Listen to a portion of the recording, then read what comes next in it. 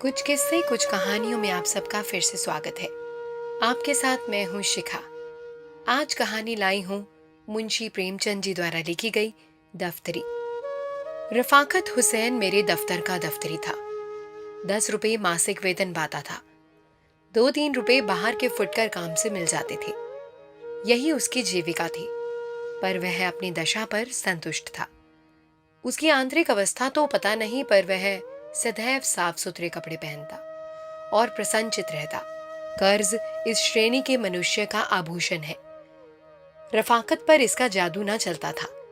उसकी बातों में कृत्रिम शिष्टाचार की झलक बिना होती। बेलाग और खरी कहता था। अमलों में जो बुराइयां देखता साफ कह देता। इसी साफ गोई के कारण लोग उसका सम्मान हैसियत से ज्यादा करते थे। उसे पशुओं से विशेष प्रेम था। एक घोड़ी, एक गाय, कई बकरियां, एक बिल्ली और एक कुत्ता और कुछ मुर्गियां पाल रखी थी। इन पशुओं पर वो जान देता था। बकरियों के लिए पत्तियां तोड़कर लाता था, घोड़ी के लिए घास छील लाता। यद्यपि उसे आए दिन मवेशी खाने के दर्शन करने पड़ते थे और बहुधा लोग उसके पशु प्रेम की हंसी उड़ाते थे, पर वह किसी की नहीं सुनता था और उसका ये प्रेम निस्वार्थ था।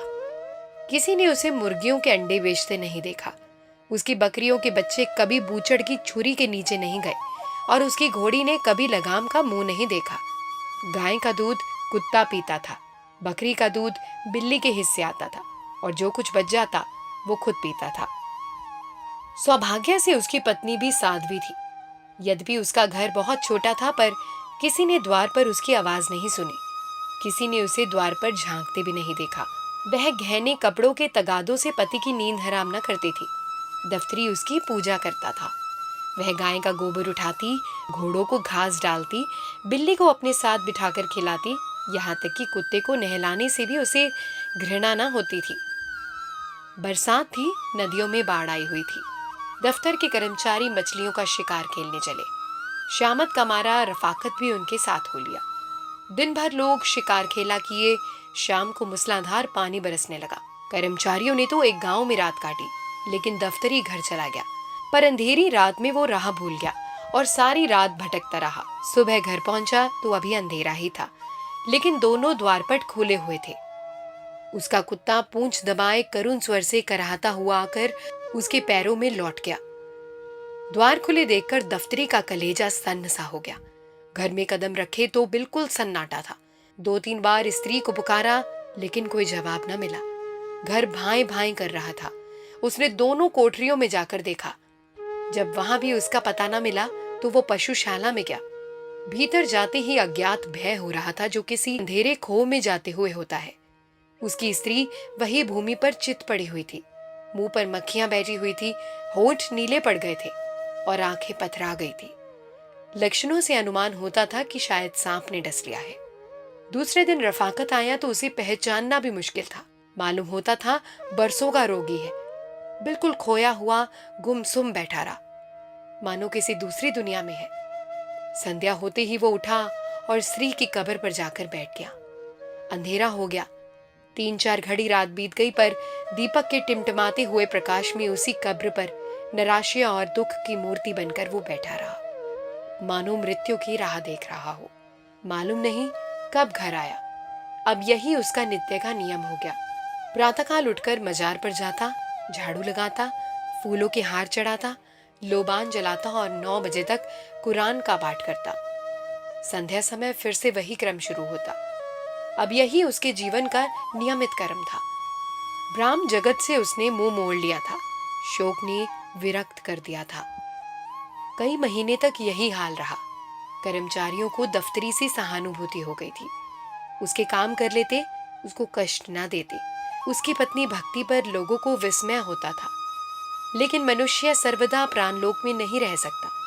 वहां का जलवायु उसके अनुकूल ही नहीं। वहां वह रूप में, रस में भावनाएं कहाँ, विराग में वह चिंता में उल्लास कहाँ, वह आशा में आनंद कहाँ। दफ्तरी को आधी रात तक ध्यान में डूबे रहने के बाद चूल्हा जलाना पड़ा। प्रातःकाल पशुओं की देखभाल करनी पड़ी। ये बोझा उसके लिए असहाय था।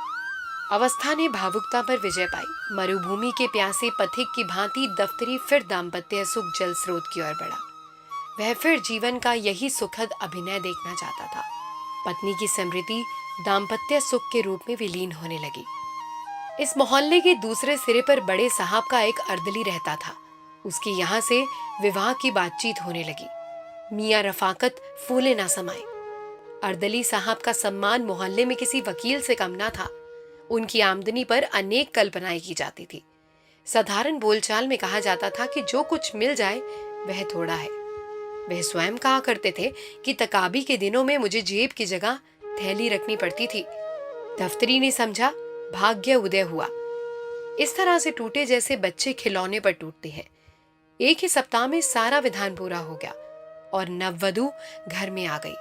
जो मनुष्य कभी एक सप्ताह पहले संसार से विरक्त, जीवन से निराश बैठा हो, उसे मुंह पर सहरा डाले घोड़े पर सवार नव कुसुम की भांति विकसित देखना मानव प्रकृति की एक विलक्षण विवेचना थी।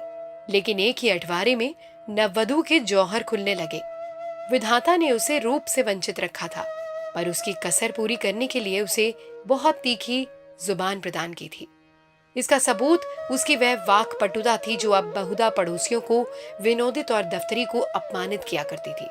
उसने 8 दिन तक दफ्तरी के चरित्र का तात्विक दृष्टि से अध्ययन किया और तब एक दिन उससे बोली कि तुम विचित्र जीव हो। आदमी पशु पालता है अपने आराम के लिए, ना कि जंजाल के लिए। ये क्या कि गाय का दूध कुत्ते पिए, बकरियों का दूध बिल्ली चट कर जाए। आज से ये सब दूध घर में लाया करो। दफ्तरी निरुत्तर हो गया। दूसरे दिन घोड़ी का खाना बंद हो गया। वह चने अब भाड़ में भुनने और नमक मिर्च से खाए जाने लगे। प्रातःकाल ताजे दूध का नाश्ता होता। आए दिन तस्मई बनती। बड़े घर की बेटी पान बिना क्यों रहती। घी मसालों का खर्च भी बढ़ गया। पहले ही महीने में दफ्तरी को विदित हो गया था कि मेरी आमदनी गुजर के लिए काफी नहीं है। उसकी दशा उस मनुष्य जैसी थी जो शक्कर के धोखे में कुनैन फांक गया हो। दफ्तरी बड़ा धर्मपरायण मनुष्य था। 2-3 महीने तक ये विषम वेदना सहता रहा, पर उसकी सूरत उसकी अवस्था को शब्दों से अधिक व्यक्त कर देती थी। वह दफ्तरी जो अभाव में भी संतोष का आनंद उठाता था, अब चिंता की सजीव मूर्ति था। कपड़े मैले, सिर के बाल बिखरे हुए, चेहरे पर उदासी छाई हुई, अहनिश हाय हाय करता था। उसकी गाय अब हड्डियों का ढांचा थी। घोड़ी का जगह से हिलना भी मुश्किल था। बिल्ली पड़ोसियों के छींकों पर उचकती और कुत्ता घरों में हड्डियां नोचता फिरता था। पर अब भी वह हिम्मत का धनी इन पुराने मित्रों को अलग न करता था। सबसे बड़ी मुश्किल पत्नी की वह वाक प्रचुरता थी, जिसके सामने कभी उसका धैर्य, उसकी कर्मनिष्ठा, उसकी उत्साहशीलता प्रस्थान कर जाती और अपनी अंधेरी कोठरी के कोने में बैठकर वो खूब फूट फूट कर रोता। आत्म अभिमान जो संतोष का प्रसाद है, उसके चित्त से लुप्त हो गया। उसने फाके मस्ती का पथ ग्रहण किया। वह उस कुएं से पानी खींचकर उसी दम पी जाना चाहता था, जिससे वह जमीन पर बह न जाए। वेतन पाकर अब वह महीने भर का सामान जुटाता। ठंडे पानी और रूखी रोटियों से अब उसे तस्कीन न होती। बाजार से बिस्कुट लाता, मलाई के डोनों और कलमी आमों की तरफ लपकता। 10 रुपए की भुगती क्या, 1 सप्ताह में सारे रुपए उड़ जाती। तब जल्दबंदियों की पेशगी पर हाथ बढ़ाता, फिर 1-2 उपवास होता, अंत में उधार मांगने लगता है। धीरे धीरे ये दशा हो गई कि वेतन देनदारों ही के हाथों में चला जाता और महीने के पहले ही दिन कर्ज लेना शुरू हो जाता। वह पहले दूसरों को मितव्ययिता का उपदेश दिया करता था। अब लोग उसे समझाते, पर वह लापरवाही से कहता, साहब आज मिलता है खाते हैं, कल का खुदा मालिक है, मिलेगा खाएंगे, नहीं तो पढ़कर सो रहेंगे। उसकी अवस्था अब उस रोगी सी हो गई थी जो आरोग्य लाभ से निराश होकर पथ्या का विचार त्याग दे, जिसमें मृत्यु के आने तक वह भोज्य पदार्थों से भली भांति तृप्त हो जाए। लेकिन अभी तक उसने घोड़ी और गाय न बेची। यहां तक कि एक दिन दोनों मवेशी खाने में दाखिल हो गए। बकरियां भी तृष्णा व्याघ्र के पंजे में फंस गई। पुलाव और जर्दे के चस्के ने नानबाई का ऋणी बना दिया। जब उसे मालूम हो गया कि नगद रुपए वसूल न होंगे, तो एक दिन सब बकरियां हाँक ले गया। दफ्तरी मुंह ताकता रह गया। बिल्ली ने भी स्वामी भक्ति से मुंह मोड़ा। गाय और बकरियों के जाने के बाद अब उसे दूध के बर्तनों को चाटने की आशा भी ना रही, जो उसके स्नेह बंधन का अंतिम सूत्र था। हाँ, कुत्ता पुराने सद्व्यवहारों की याद करके अभी तक आत्मीयता का पालन करता रहता, लेकिन उसकी सजीवता अब विदा हो गई थी। ये वह कुत्ता ना था जिसके सामने द्वार पर किसी अपरिचित मनुष्य या कुत्ते का निकल जाना असंभव था।